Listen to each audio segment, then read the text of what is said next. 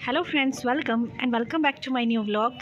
तो I hope आप सब अच्छे होंगे और आपका फेस्टिवल भी बहुत अच्छा गया होगा। बहुत अच्छे से आपने होली सेलिब्रेट की होगी, और अगर नहीं भी की तो फिर आपने अपनी स्टडी बहुत अच्छे से की होगी, है ना। स्टडी पर ज़्यादा ध्यान दिया होगा, तो बहुत अच्छे से अपना शेड्यूल कंप्लीट किया होगा।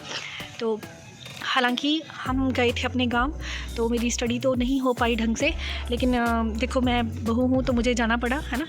तो जाना पड़ा मुझे, और इसलिए मेरी स्टडी अच्छे से नहीं हो पाई, लेकिन चलो फैमिली के साथ अच्छे से सेलिब्रेट किया। और फिर अभी मुझे आज ही मैं आई हूँ, और तो आज मैंने अपना ये जो मुझे प्लान अपने साथ आपके साथ शेयर करना था, तो इस पर अपने बात करते हैं। तो ये देखिए,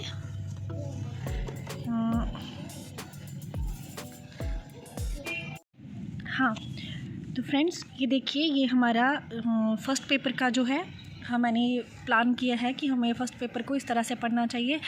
लेकिन इसे शुरू करने से पहले मैं ये कहना चाहूँगी कि देखो, हमें पता होता है कि हम कहाँ स्टैंड करते हैं, हमारे प्लस पॉइंट है ना, हमारे वीक जोन, हमें सब पता होता है कि हमारा कौन सा सब्जेक्ट अच्छा है और कौन सा अच्छा नहीं है ना। कहाँ हम पीछे पिछड़ रहे हैं, और जो हमने बिल्कुल भी जिसको टच नहीं किया, कहाँ हमने अच्छा कर लिया, है ना। ये हमसे बेहतर कोई नहीं जान सकता। तो फिर भी लेकिन यहाँ पर मैंने थोड़ा सा अपना शेड्यूल बनाया है कि मुझे इस तरह से करना चाहिए। अगर आप लोगों को अच्छा लगे तो आप लोग भी इसे फॉलो कर सकते हैं, है ना।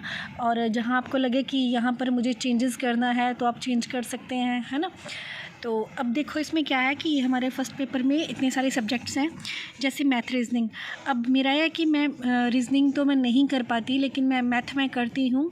तो मेरा ये रहता है कि 1 आवर पर डे, इसे ये चल ही रहा है, लेकिन अब आगे कंटिन्यू यही रहेगा कि पहली बात हम देखें कि अपने 90 डेज़ है ना, 90 डेज़ मान के चले यार, बिकॉज़ आज है 16 मार्च है आज, तो 90 दिन होंगे, है ना। 90 दिन होंगे आराम से अपने हमारे पास। तो मम्मा के लिए अंगूर। हाँ कोई बात नहीं बेटा, एक मिनट है। तो 90 डेज़ में तो पहले अपन देखते हैं कि अपने पास ये 15 डेज़ तो ये हो जाएंगे, और एक हो जाएगा ये 1 मंथ पूरा। 45 डेज़ को लेकर चलते हैं पहले अपने, है ना। 45 डेज़ में अपने पूरा सिलेबस एक बार निकाल लें, यानी अपने को पता होता है ना गुनो बेटा, है ना।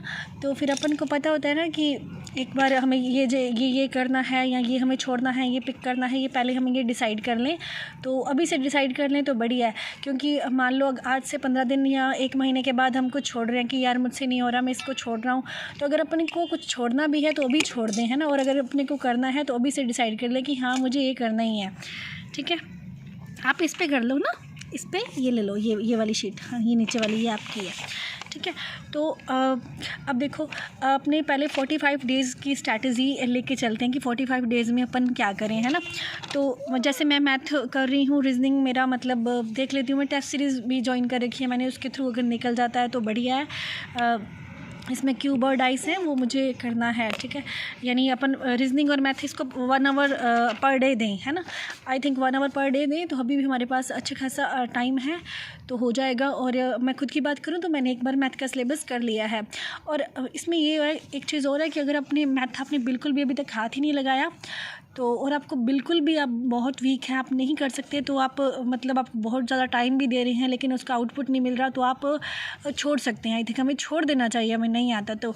लेकिन अगर आप थोड़ा सा भी आप इंटरेस्टेड हैं, या थोड़ा सा भी आप कर पा रहे हैं, और एक ट्राई कर सकते हैं। जैसे अपने मेरा कि नंबर सिस्टम मेरा बहुत पुअर है, मैं बिल्कुल भी अच्छा नहीं है, लेकिन जैसे बात करूँ मैं मेंसुरेशन की या फिर अपने स्टैटिक्स की, तो आई थिंक हमें ना पूरा छोड़ने से बेहतर है, मेरी राय ये है कि अपने पूरा छोड़े, इससे बेहतर है कि हमने कुछ पार्ट्स कर लें, है ना।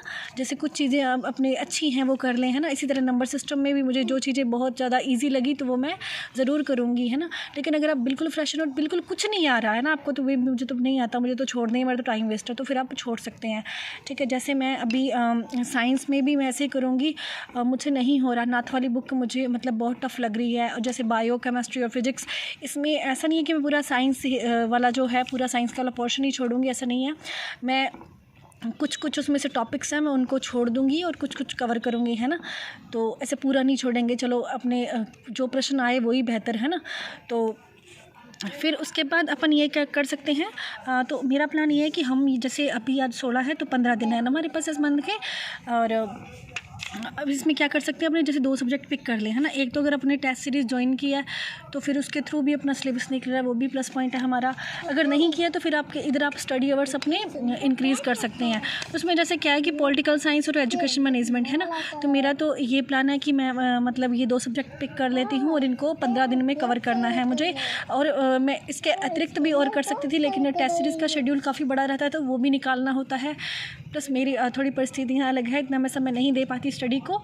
लेकिन अपन ये कर सकते हैं कि 2 सब्जेक्ट ले ले, है ना अपने, जैसे 2 पॉलिटिकल साइंस और एजुकेशन मैनेजमेंट, या फिर आपको मालूम ही होगा कि आपका कौन सा पीछे छूट रहा है, कौन सा आपने कवर नहीं किया अभी तक, है ना।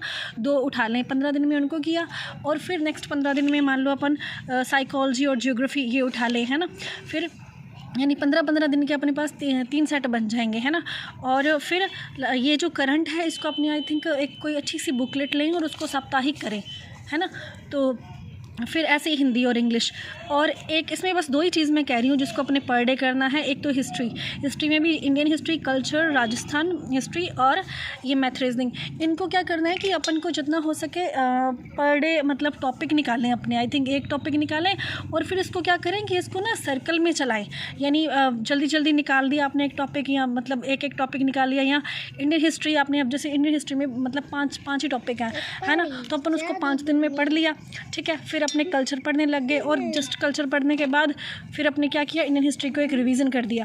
फिर रिवीजन करने के बाद फिर अपनी राजस्थान हिस्ट्री पढ़ी, है ना। इसमें भी कम ही टॉपिक है, और आई थिंक हम अगर तैयारी कर रहे हैं तो ये चीज़ें बहुत ही नॉर्मल हैं, है ना। अपन अगर राजस्थान से बिलोंग करते हैं और पहले भी एग्ज़ाम दिए हैं तो इनसे अपन टच में हैं। तो इसमें क्या रहेगा कि इसमें से क्वेश्चन काफ़ी आते हैं और अच्छा है ये वाला पोर्शन। और लेकिन इसमें क्या है कि फैक्ट वैक्ट बहुत ज़्यादा होते हैं, तो इसको बार बार रिवीजन की ज़रूरत है। तो इसीलिए अपने को इसको और इसको पर डे करें, और 90 डेज़ बहुत मतलब बहुत हैं, हमें अच्छे से 2-3 बार रिवीजन कर सकते हैं हम इसका। या फिर अपन ऐसे कर सकते हैं कि 5 दिन में भाई मैंने तो इंडियन हिस्ट्री कंप्लीट कर ली, ठीक है। फिर 10 दिन में कल्चर निकाल दिया, ठीक है। और पहली बार चलो आपने कल्चर निकाला, आपको 15 दिन लगे, ठीक है। जब लेकिन दोबारा करते हैं ना फिर 10 दिन लगेंगे, और फिर प्रयास करें कि हम 5 दिन में निकालें, है ना। तो जैसे पहली बार इंडियन हिस्ट्री आपने की है तो मतलब करनी है तो 10 दिन लगेंगे, फिर उसको 7 डेज़ में, फिर 5 डेज़ में, है ना। जैसे मैंने 3 बार इंडियन हिस्ट्री मैंने पढ़ ली, और कल्चर मैंने सिर्फ टेस्ट सीरीज़ के थ्रू पढ़ा, उसमें भी 2 टॉपिक बाकी हैं। तो मेरा यही रहेगा कि या तो मैं इनको साप्ताहिक मतलब निकालूं कि ये पूरा सब्जेक्ट निकाल के रख दूं, या फिर इनको per day topic 1-2 topic revise करूं, है ना। तो ये भी कवर हो गया, और ये भी। और फिर ये है साइंस। साइंस का कि अगर आपने टेस्ट सीरीज ज्वाइन की तो उसमें जो भी टॉपिक आता है अपन उसको करें, है ना। और बाकी मेरा ये है कि मैं एक आर्ट स्टूडेंट हूँ, तो मेरा साइंस तो थोड़ा वीक ही है, तो मैं मतलब बायो में भी थोड़े से टॉपिक ऐसे हैं जो लेंथी हैं, ना। तो लेकिन मेरा ये रहेगा कि मैं जो भी टॉपिक करूँ, जितने भी करूँ, इसमें से उनको अच्छे से करूँ, है ना। टेस्ट सीरीज़ के थ्रू ही करूँगी। और इसमें एक चीज़ अपन को और करना है कि अभी अपने 45 डेज़ का प्लान लेके चलें। जब अपने 45 डेज़ में एक बार पूरा सिलेबस, या फिर अपने जो मतलब इसको तो अपने करना ही नहीं है, इसको छोड़ ही दिया है ना, उसको हटाकर जितना भी हमने करना है 45 दिन में अगर हम अपनी आंखों के थ्रू या एक बार कर लेंगे ना, तो हमें एक कॉन्फिडेंस आएगा हमें एक, है ना। फिर उसके बाद जो महीना आएगा नेक्स्ट मई, है ना, तो हमारे पास पूरा मई होगा, और मई में हम दो राउंड लगा सकते हैं, क्योंकि अगर हमने अब अच्छे से किया होगा, और प्लस अभी शॉर्ट नोट्स बनाने का हमारे पास टाइम है, फिर अपने रिवीजन कर लेंगे। और फिर जो जून वाला मंथ होगा वो भी उसमें भी रिवीजन हो जाएगा, है ना। तो पहले अभी देखो, अभी हम अगर थोड़ा सा स्ट्रगल कर लेंगे या थोड़ी ज़्यादा मेहनत कर लेंगे तो फिर हमें आगे परेशानी का सामना नहीं करना पड़ेगा, और वो है ना इतना हम पर प्रेशर नहीं बनेगा। तो ये हम पे डिपेंड करता है कि हमें 45 डेज़ को कैसे जीना है। अब जैसे ये एजुकेशन मैनेजमेंट और पॉलिटिकल साइंस है ना, और इसमें एक चीज़ अपन और कर सकते हैं कि एक अपने टॉपिक ले लें टफ़, और एक ले लें इजी, है ना। तो ये भी मतलब सॉरी टॉपिक नहीं बोलना था, सब्जेक्ट बोलना था, एक इजी और टफ ये पिक कर ले, है ना। और फिर ये हिंदी कोई ज़्यादा बड़ी नहीं है, अगर मतलब हम घर पे है ना तो 5 दिन में हिंदी का सिलेबस कर सकते हैं ना, 2-2 3-3 घंटे पर डे दे के। मतलब अब हमें क्या करना है, चीज़ों को लेकर नहीं बैठना है, मतलब उनको क्या करना है, उनको निपटाना है कि बस हमने एक बार इनको करके रख दिया, और फिर उनको first round revision, second round revision, है ना। तो हमारी 3 बार रिवीजन हो जाए, मतलब मैक्सिमम 3 बार रिवीजन हो जाए। और सॉरी मिनिमम 3 बार रिवीजन है ना। और बस यही था, बाकी कोई सब्जेक्ट इसमें छूट तो नहीं गया है। और हाँ, प्लस हमें 3-4 घंटे हमारे सब्जेक्ट को भी देने हैं, तो ये मतलब 4 आवर्स आई थिंक देने चाहिए हमें सब्जेक्ट को। और एक चीज़ और थी कि ये करंट से के टच में हमें रहना चाहिए। और अभी क्या है कि आर्थिक समीक्षा और बजट है ना, प्लस जनवरी फरवरी और ये अपने कुछ 6 महीने का करंट तैयार हो जाए तो बढ़िया है। लेकिन मैं वार्षिकांक भी लेके आई थी, लेकिन मैं वेट कर रही हूँ कपिल सर की एक बुक आएगी तो उसी में से पढ़ूँगी, क्योंकि मैं चाहती हूँ कि करंट अफेयर्स अपने, चलो नाथ वाली बुक भी आती है ना, एक नानक क्लासेस हैं, उनका भी बहुत अच्छा कंटेंट है। तो मेरा यही है कि किसी एक जगह से अपने कवर कर लें, और करंट के भी काफ़ी अच्छा प्रश्न आते हैं। फिर ये एक चीज़ अपन नोट कर सकते हैं, साइकोलॉजी, जैसे सॉरी एजुकेशनल मैनेजमेंट और साइकोलॉजी है ना, तो इनके जस्ट अपनी थ्योरी पढ़ी, और मेरा ये था कि थ्योरी पढ़ी और फिर जस्ट अपने यूट्यूब पर जाओ और वहाँ पर सर्च करो है ना, अपने को बहुत सारे MCQs अच्छे से टीचर्स हैं जिनके करवाए हुए मिल जाते हैं। और मैं यही करती हूँ, जितना हो सके अपने MCQs निकालें तो बढ़िया रहेगा। और फिर ये है कि अब जैसे मैं कहाँ से कर रही हूँ, ये फिर मैं आपको अगली वीडियो में बताऊँगी, ये बहुत ज़्यादा लेंथी हो जाएगी। तो ठीक है फ्रेंड्स, अभी इतना ही। एंड सॉरी अगर मुझसे कुछ छूट गया हो, कोई पॉइंट मिस हो गया हो। बस मैं इतना कहना चाहूँगी कि ये मतलब यही वो टाइम है जहाँ से अपने मतलब चीज़ों को कवर कर सकते हैं। इसके बाद सब कुछ हाथ से निकल जाएगा है ना। तो अभी भी चीज़ें हमारे हाथ में हैं, हम अपनी सिचुएशन पर कंट्रोल कर सकते हैं, हम मतलब कॉन्फिडेंस अपने में ला सकते हैं, अपना सिलेबस कवर कर सकते हैं, एक अच्छा रिवीजन कर सकते हैं। मतलब जब अगर हम आज से शुरू करते हैं ये चीज़ें करेंगे, यानी 8-9 घंटे अगर हम अपनी स्टडी को देंगे आज से, तो आई थिंक हम जब एग्ज़ाम देने जाएंगे तो खुद को बहुत ज़्यादा कॉन्फिडेंट फील करेंगे है ना। तो ऐसे हमें डर नहीं रहेगा हमें। और जैसे जैसे पता है क्या होता है, जैसे जैसे एग्ज़ाम करीब आता है ना, तो हम पर दबाव बनता है, प्रेशर बनता है। जैसे मान लो कि मई लास्ट में है ना, या जून में, तो क्या होगा कि हम पर दबाव बन जाएगा और प्रेशर इतना होगा कि समझ में ही नहीं आएगा क्या पढ़ें, कैसे मैनेज करें, और फिर अपन नहीं कवर कर सकते है ना, मतलब कोई चांस नहीं रहता। लेकिन अब भी चीज़ें हमारे हाथ में हैं, अगर हम अब प्रयास करें तो निश्चित रूप से हम एक अच्छी रणनीति के साथ है ना, एक थोड़ा और मेहनत करके हम जो निश्चित रूप से सिलेक्शन ले सकते हैं।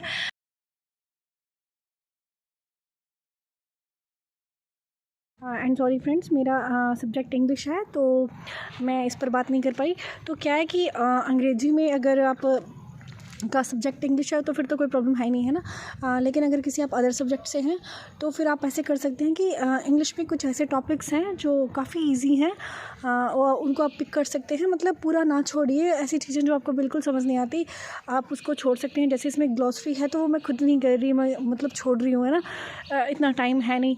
जैसे उसमें एक हो रहा है साइनोनम है, एंटोनम है, तो उनको अपन छोड़ सकते हैं, ठीक है। लेकिन जैसे मतलब जो अंग्रेजी विषय जिसका नहीं है तो वो जैसे वॉइस है, नरेशन है ना, कुछ इजी रूल्स होते हैं इनके, तो अपन इनको पढ़ सकते हैं है ना, ताकि हमारे जो चलो 1-2 प्रश्न तो हमारे सही हो जाएं। मतलब पूरा अपन पोर्शन ना करें, तो कुछ टॉपिक पिक कर ले जो अपन को इजी लगते हैं, तो वो ज़रूर करना चाहिए आई थिंक।